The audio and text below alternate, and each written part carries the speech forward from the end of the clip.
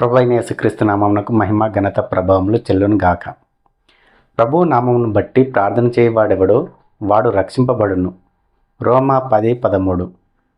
మనము ప్రార్థన చేసినప్పుడు ప్రభువు నామమును బట్టి ప్రార్థన చేయాలి. ప్రభువు నామంలో ఎంతో శక్తి ఉన్నది, ఎంతో బలము ఉన్నది, ఎంతో జ్ఞానము ఉన్నది, ఎన్నో తెలివితేటలు ఉన్నాయి. కాబట్టి ఆయన నామమును బట్టి మనము ప్రార్థన చేయాలి. ఇంకా ఏ నామమును బట్టి మనం ప్రార్థన చేయడానికి వీలు లేదు. ప్రభువైన యేసుక్రీస్తు నామంలోనే మనము ప్రార్థన చేయాలి. ఆయన నామంలోనే మనము ఏమి అడిగినను అవన్నీ ప్రభువు మనకు అనుగ్రహిస్తాడు. కాబట్టి ఈ విషయాన్ని ప్రతి ఒక్కరు గుర్తుపెట్టుకొని ప్రభు నామంలోనే ప్రార్థన చేయండి. వాళ్ళు మాత్రమే రక్షింపబడతారు, వాళ్ళు మాత్రమే కాపాడబడతారు, వాళ్ళని మాత్రమే దేవుడు రక్షిస్తాడు, కాపాడుతాడు. ఈ విషయాన్ని ప్రతి ఒక్కరు గుర్తుపెట్టుకోవాల్సిందిగా ప్రభువైన యేసుక్రీస్తు నామములో మిమ్మల్ని కోరుకుంటున్నాను. ఈరోజు వాగ్దానం వీక్షిస్తున్న మీ అందరికీ ప్రభువైన యేసుక్రీస్తు నామములో శుభాభివందనములు తెలియజేయుచున్నాను. ఈరోజు వాగ్దానము చదువుకుందాము రండి. 2వ రాజుల గ్రంథము 20వ అధ్యాయము 6వ వచనము. ఇంకా 15 సంవత్సరముల ఆయుష్యము నీకిచ్చెదను, మరియు నా నిమిత్తమును నా సేవకుడైన దావీదు నిమిత్తమును ఈ పట్టణమును నేను కాపాడుచు నిన్నును ఈ పట్టణమును అష్షూరు రాజు చేతిలో పడకుండా నేను విడిపించదను. చదవబడినటువంటి వాగ్దానంను మీరు విన్నారు కదా. ఈ వాగ్దానంలో దేవుడు మనకేం తెలియజేయుచున్నాడంటే, దేవుడు హిజ్కియాతో చెప్తున్నాడు. ఏమని చెప్తున్నాడంటే, నేను 15 సంవత్సరాల ఆయుసు నీకు ఇచ్చేదను, అంతేకాదు నా నిమిత్తమును దావీదు నిమిత్తమును ఈ పట్టణంను కాపాడేదను, అంతేకాదు అష్షూరు రాజు చేతిలో పడకుండా ఈ పట్టణంను నేను విడిపించదను అని ప్రభువు హిజ్కియాతో సెలవిస్తున్నాడు. దేవుడు హిజ్కియాకు 15 సంవత్సరాల ఆయుష్ ఎందుకు ఇస్తున్నాడు? ఎందుకంటే హిజ్కియా మరణకరమైనటువంటి రోగము వచ్చినప్పుడు నువ్వు చావబోతున్నావు, ఇక మీదట నీ ఇల్లు చక్కబెట్టుకున్నాము అని యెషయా ప్రవక్త వచ్చి చెప్పినప్పుడు హిజ్కియా గోడ తట్టు తన ముఖము త్రిప్పుకొని కన్నీళ్లు విడుచుచూ దేవునికి ప్రార్థన చేస్తాడు.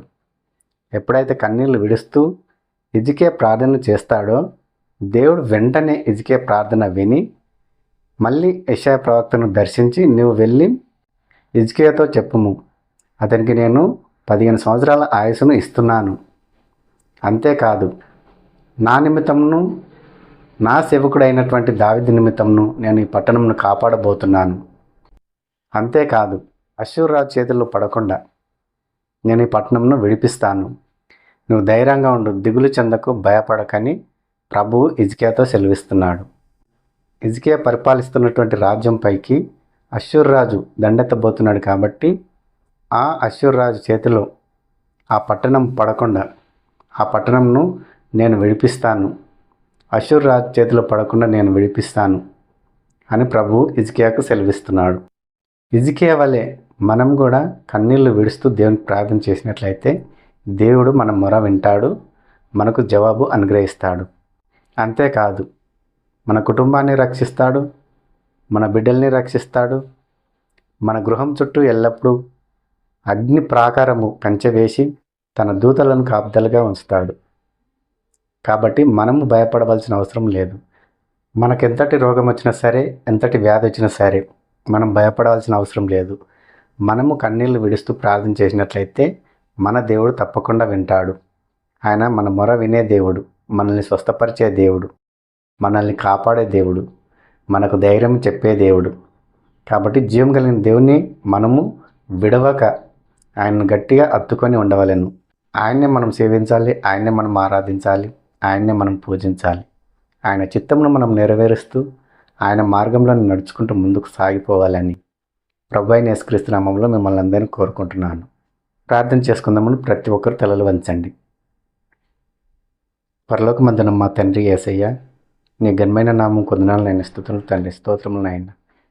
యేసయ్య, ఈ వాగ్దానం ద్వారా మీరు మాతో మాట్లాడినందుకై నీకు వందనాలు తండ్రి. యేసయ్య, హిజ్కియాకు నాయన మీరు 15 సంవత్సరాల ఆయుసుని ఇచ్చారు, అంతేకాదు తండ్రి నా నిమిత్తమును నా సేవకుడైన దావీదు నిమిత్తమును నేను ఈ పట్టణంను కాపాడేదను అని ప్రభువు హిజ్కియాకు సెలవిచ్చారు. అంతేకాదు తండ్రి అష్షూరు రాజు చేతిలో పడకుండా ఆ పట్టణంను నాయన మీరు విడిపిస్తాను అంటున్నారు తండ్రి. హిజ్కియా వలె నాయన మేము కూడా జీవించుటకు సహాయం చేయండి. కన్నీళ్లు విడుస్తున్న ఆయన ప్రార్థన చేసినప్పుడు మీరు అతని మొర విన్నారు.